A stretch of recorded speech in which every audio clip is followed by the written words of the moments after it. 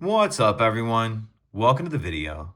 Today we're going to take a look at how to change the battery in this Volkswagen Atlas remote key fob.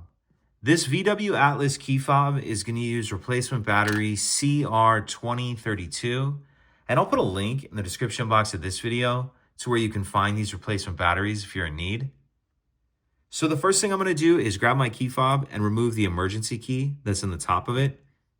That's done by pressing this release here that my finger's on, and then the emergency key will come out like this. Now what I'm going to do is take my emergency key and I'm going to put it back in the slot that it just came out of, but I'm only going to slide it about halfway in.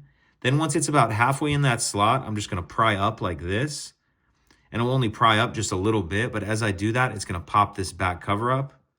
So take my key, put it about halfway in, and then pry up, and as I do that, you can see it pops that back cover up just a little bit. And once the back cover is started, we can go ahead and pull it the rest of the way off with our fingers like that. And now we see our battery right here. And I'll take my key and use it on the end of the battery, the edge of the battery, just to get it out of that holder.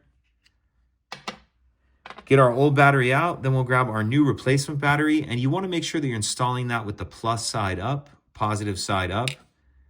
And I'm going to tuck this edge in first like that, and then snap the battery down into place. Snap our cover back on. Slide the emergency key back in, and that's it. If you could take a second to like and subscribe, it helps us out, and I'd appreciate it. Thank you.